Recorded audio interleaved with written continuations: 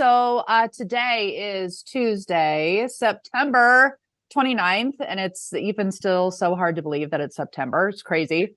But anyway, thanks for joining us for this Tuesday talk. For those of you that have joined us live, we love audience participation if you've joined these calls before. So on either the top or bottom of your Zoom screen, there is a Q&A button. If you click that button, you can type a question. There's even an anonymous button that you can click.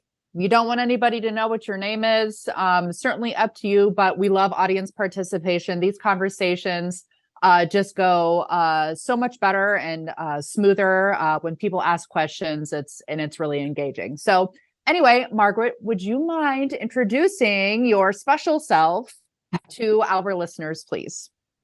My pleasure. So it's a pleasure to join you, Jen, on this call. I always look forward to these. So I'm Margaret Haynes.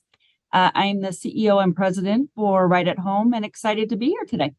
Thank you. Okay. Yeah. So I mentioned it is September, so we're getting close to the end of the year, which is bananas. Where has the year gone? But can you just give, to start the call, just a general update, just a status update on where we are as far as the year has gone so far? We're going to look ahead to the future here in a bit, but just wanted to give just a brief recap on what has happened so far this year, as far as, business and growth and, just a general update wherever you'd like to begin.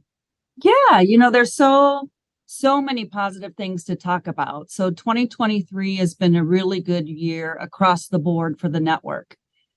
So we've got all of our levers that we think about in a business that you pull in terms of driving growth, and all of those are firing.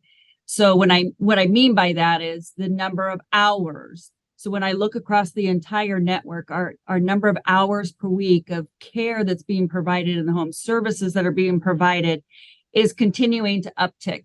And so our growth trajectory, when I look at that regression line, it's, up and to the right. And that's where you want your growth lines to be. That also applies to not only hours, but obviously the revenue line. And as business owners, we want to see our owners growing their business every year, top line and bottom line. Quite frankly, we're very, very focused in on profitability of our franchise owners, because we know if you don't have a profitable business, you don't have a business, right? Mm-hmm. And if they don't have a business, then we're not actually living out the mission. And at the end of the day, we think about those hours and how many lives we're touching. So revenue's moving in the right direction. Additionally, when I look at like caregiver hires, so what's going on with applicants coming in and people being hired and retention in those first 30, 60, and 90 days, all of those metrics and things that we look at from a macro perspective are moving in the right direction. And then, as we think about expansion of the footprint, right? So this is something, individuals that are listening to this call today are potentially contemplating, gosh, do I want to join this Right at Home network, this Right at Home brand? I'm not sure I understand. And we all think about that. Obviously, Siri doesn't understand what I'm saying. I don't know why she's listening to me. Sorry about that. But so we also look at that because it's important to continue to grow the footprint of the brand. And that is also right on track with what we want to accomplish this year. And we set a pretty lofty goal for 2023 over what we had done in 2022. And the team is on it, and we're excited of the new, franchise owners that have come into the network.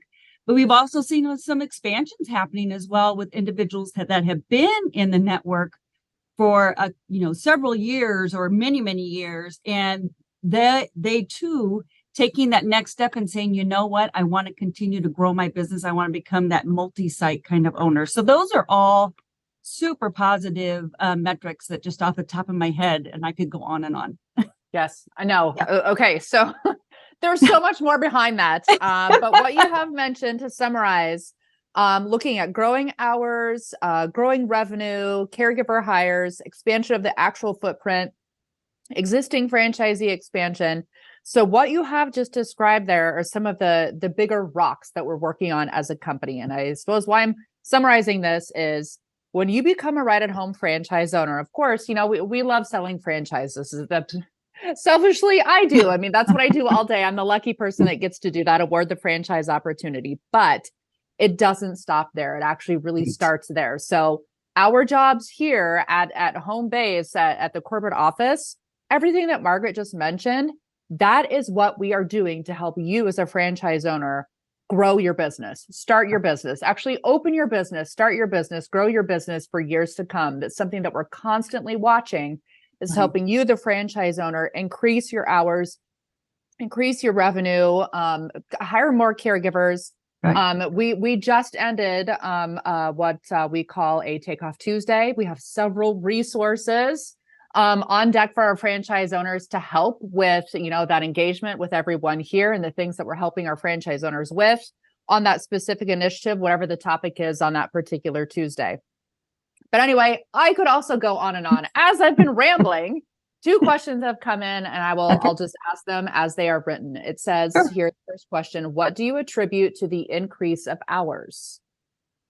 Yeah, so I think it's a couple things. I think the fact that we do see the caregiver hires going up. Obviously, you need to have enough caregivers to meet the demand that's coming in from individuals in the local communities that could use our services.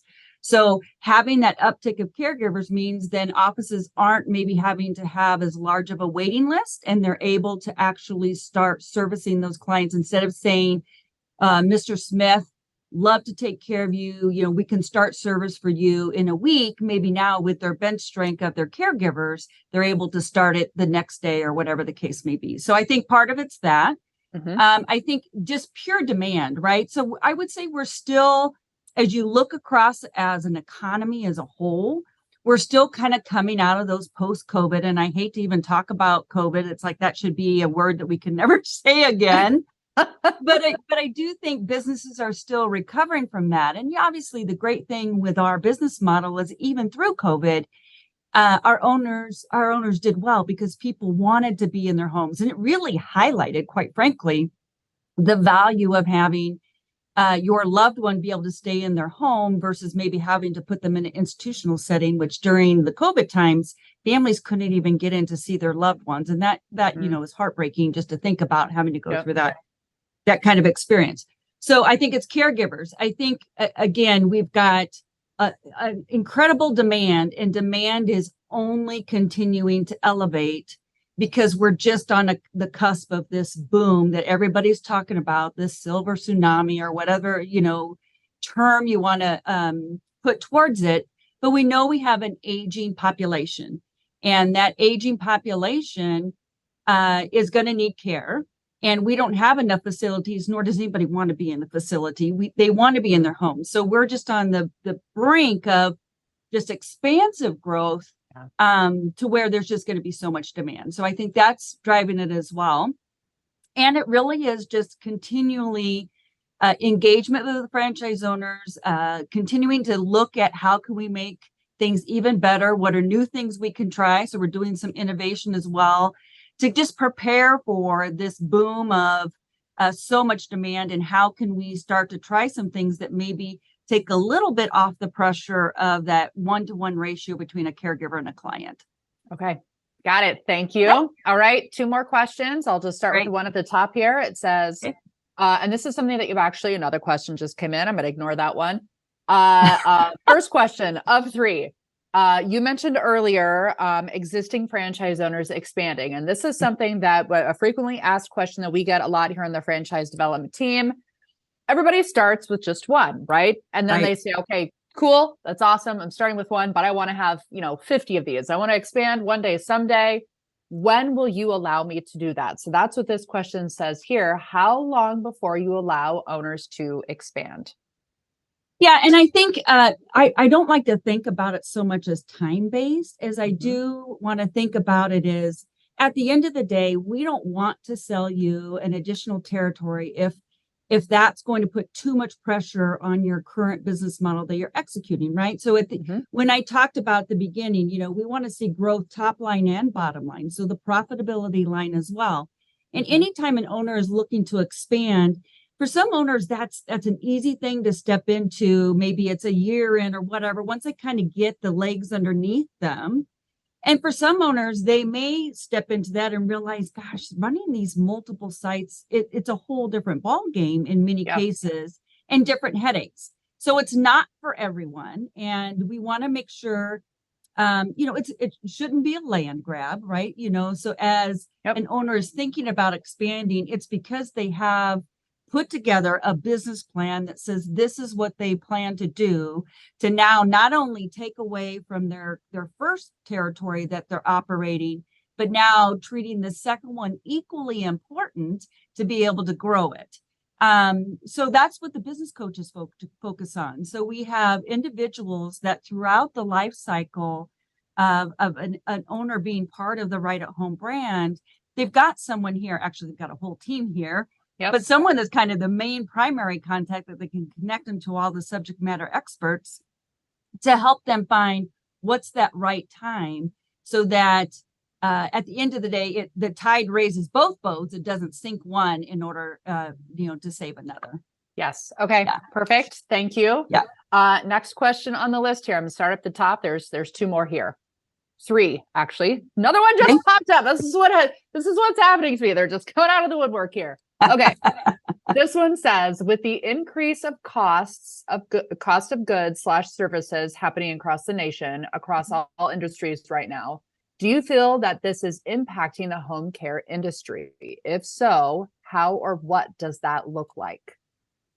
Again, a really great question. And yes, as an economy, we do see increase of cost of goods, services and products and all of those things that, are staples that we even get today when you go to the grocery store. So when I think about what we've been seeing in our industry, we have seen an increase in pay rates for the caregivers. And that's a good thing. We've always prided ourselves as a brand of not being, rock bottom or just paying minimum wage to our caregivers. We want to pay competitive wages. And that, when I say competitive wages, that's different in different locations, right? Because the coasts are going to have a higher pay rate than maybe here in central, Nebraska, right? But so we always coach our owners to make sure they're paying a competitive rate, but we've also seen our bill rates increase. So we talk a lot about how do you as a business owner manage that margin between your bill rate and your pay rate, because you need enough margin there. And we talk about what's that right percentage to be, so that you have enough to control your below the line expenses to then obviously drive that profitability. But we don't just think about, when we think about expense and cost structure, just that top line element, just that, putting a caregiver in the home and what does it cost to do that. We also are looking at the expenses below the line as well. And what are things that are inherent in running a home care business that, with changes in technology and whatnot, are there things we can bring in to streamline some operational processes that ultimately end up freeing up resources and become a more efficient way to run the offices than what we, potentially owner was doing back when they first started with Right at Home 23 years ago. So we're constantly looking at both above and below the line to adjust to what the market demands are. Yes. Yep. And I have a front row seat to that every single week, every single day. That's very much so what we are focused on. Yes. Okay. So next question here, and this is, you're going to love this one. What types of innovation are you using? So I know that you could also talk. I feel like all these questions, like I could talk all day about that. This one specifically, because it's, it's relatively new for Right at Home, but very exciting. But I'll let you respond. Yeah. So I think, for my 13 years, I've been associated with the brand. I think we've always been an innovative brand. And sometimes people think innovation is some brand new, shiny thing, versus innovation can be just taking an existing process and making it better and innovating it to be more efficient. But we did, when we built our strategic plan coming into 2023, we intentionally said, things are changing so fast. We know we've got this boom of individuals that will be able to benefit from our services and will be demanding and wanting to use our services. And we know that there's not an equal workforce behind all these baby boomers because they really didn't have a lot of kids. So it's as we look at the population, it's lopsided in terms of the baby boomers moving into aging and not an equal base behind them to support them leaving the market. So we knew we had to think differently in preparing for what's to come. And so we started and carved out resources specifically around innovation. So we have a team that they think about how can we constantly innovate around the business model? What are different things we could do, different approaches we could take with the core fundamentals of the business model? So maybe how we're packaging our services, how a consumer maybe pays for our services. For example, we're the baby boomer generation that are going to be becoming our clients. They're more of a subscription model, for example, kind of consumer. So maybe we need to bundle our services, or we like cafeteria style. We like to pick the things that we want. So maybe there's some element of that comes into it. And then from a technology perspective, we also recognize that technology is absolutely going to play a role. It has to. And over the years, we've tried with our franchise owners, and our franchise owners are all super creative as well. So it's fun to have great involvement with them in this process. So it's not just us in the corporate office coming up with great ideas and then spitting it out to the network. It's actually quite different. That we could talk about that as well. But it's a matter of, technology is going to play a role, and how can maybe that technology come in initially when someone's needing some assistance, but maybe not a full-time caregiver. So could technology be used to give some peace of mind to that family in the initial stages of aging? And then once aging progresses and we need to start bringing in a caregiver, that then the caregiver come in and supplement the technology, or vice versa, the technology supplements the caregiver. But we also think about technology back to that operational efficiency. How can we leverage technology different also in the business itself in order to drive efficiency and saves for the owner and ultimately, improve profitability of the business model. Yep. Okay. Perfect. And we have another expansion question. So we're going to backtrack a little bit here. This one says, and I'll let you answer this one, and I may answer it a little bit differently as well, but I think in the end, it's going to be the same answer. But here's what it says. Will the business performance coach tell me when it's ideal to expand? So I would say in general, yes, because I think when you start working with your business coach, we want business owners to come in, quite frankly, with the end in mind in terms of, okay, what are your goals and objectives for this business? So if you're coming in and saying, okay, I really want to get into home care, and my aspirations are that I would have a multi-location site, that's good to know right out of the gate, because that helps even the business coach understand how to set up that initial office. Maybe there's some tweaks or different things that they would have you consider along the way in preparation for what that's going to look like when you take that next leap. So I think, but I don't know that a business coach is going to come to you if you have no desire of doing this, or if your business isn't at a point where it makes sense and it, it's something that you're aspiring to, that we're going to come say, you need to open, because that to me is the wrong direction to go. Yep. It has to be something that the owner is absolutely bought into, and something that they aspire to, because it takes time and energy and all of that to take that next leap. And if we want it to be something that is inward driven versus, knock on your door and say, hey, time to expand. Yes. Does that make sense? Yes, it does. So I was right. I'm going to say it in a different way, but it's going to be the same end result to basically what you said. Yeah. So I would position it as, when you become a franchise owner, you've got you're paired with your business performance coach. You're going to put together a strategic business plan on your business. What do you want to do? Do you want to ever expand? If you do, here's what we need to do to get there. Maybe you just want to own one territory for the next 10 years. Great. All right, let's do that. Stick with that and grow. Maybe later on it'll change to say like, okay, you're actually in a position right now to expand. Perhaps that could come up, but really the numbers will speak for itself. So once you put together your strategic business plan, you've got a growth plan that says, I want to get to so many hours. I want to get to so much revenue. These are my plans. And once I hit that, then I'll be ready to expand. So really the numbers are going to kind of speak for themselves. Perhaps you could say, nope, I don't want to expand. And your coach says, actually, look at what you have done. You've grown your business. There's available territory next to you. It'd be a great, approach for you to expand right now if you wanted to grow your business, because your business right now is thriving and you're in a great position. Perhaps that could happen. But in the end, you're going to work with your coach on that plan and the numbers will speak for itself. And when the time is right to expand, you'll absolutely know it. And I don't think that your coach will need to tell you, because the numbers will speak for themselves. Yeah. So we basically said the same thing. We did. And I think, that's a good thing, right? Yeah. Yep.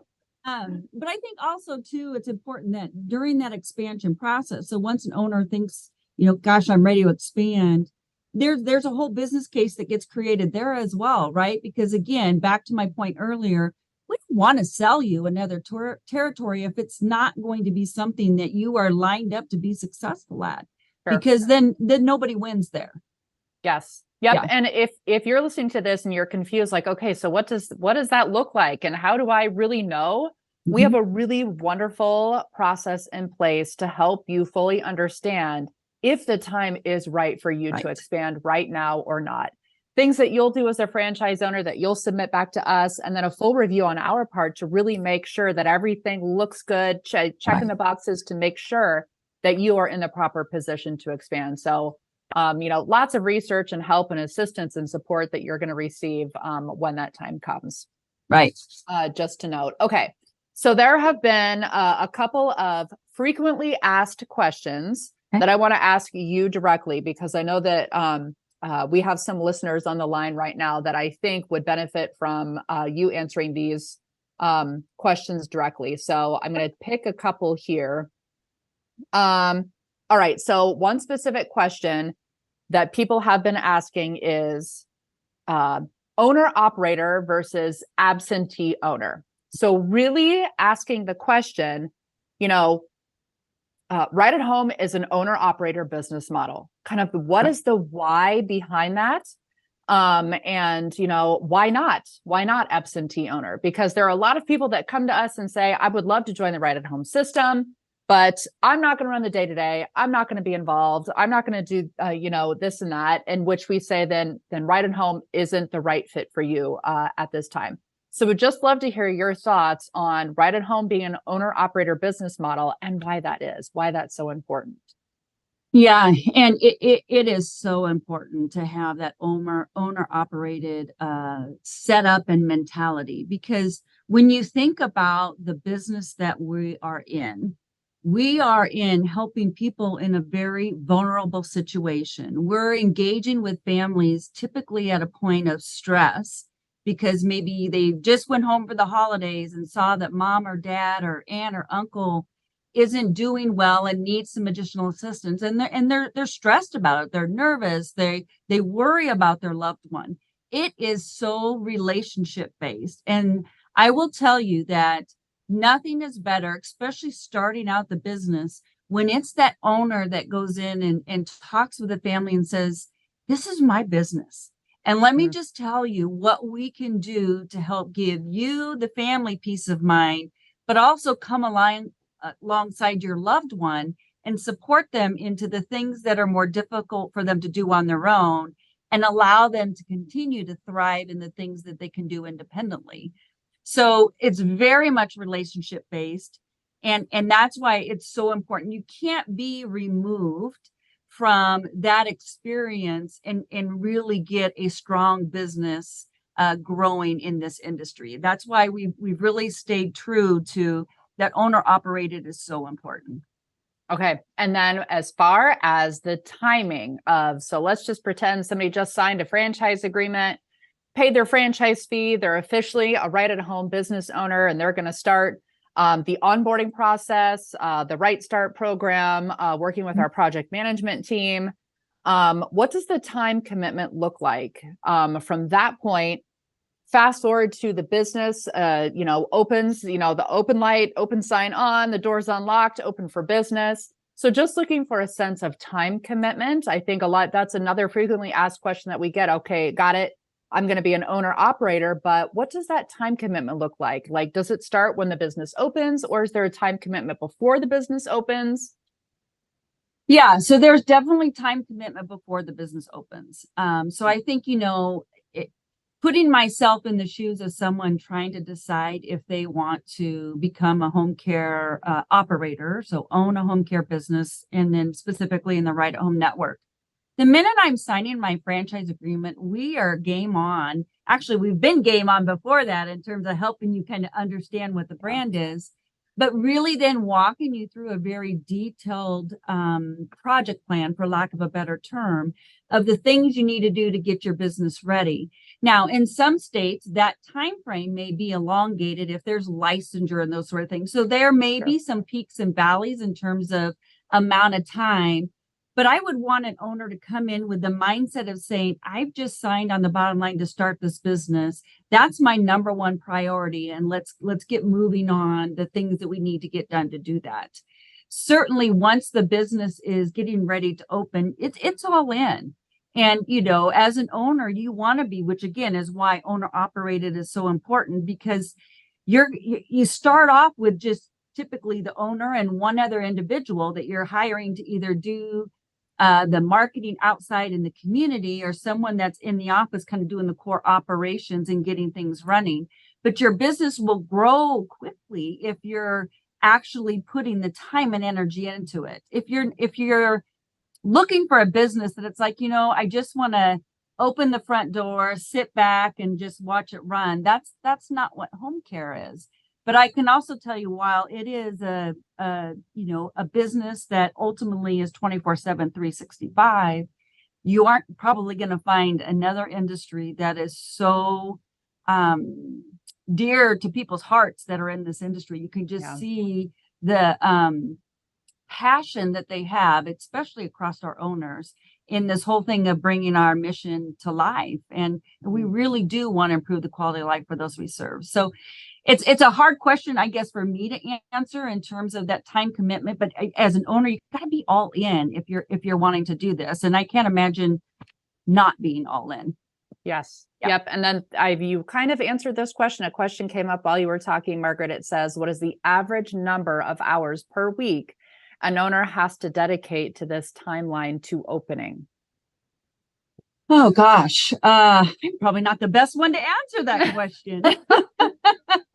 I can help you out here. So there is an actual chart in the franchise disclosure document that shows average hours per week as you are onboarding. And it's kind of sectioned into a few different milestones.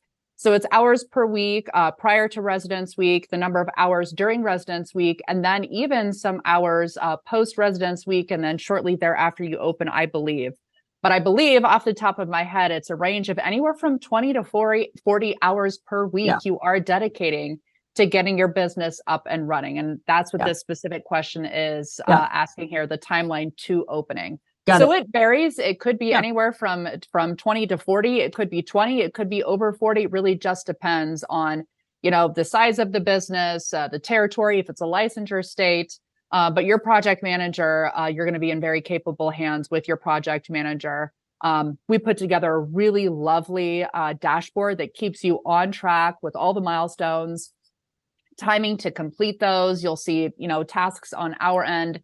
It's just really lovely, this program that we have put together, and you'll be in very capable hands. So I just answered that question for you. So I suppose that question was more so for me. I appreciate that. Yeah.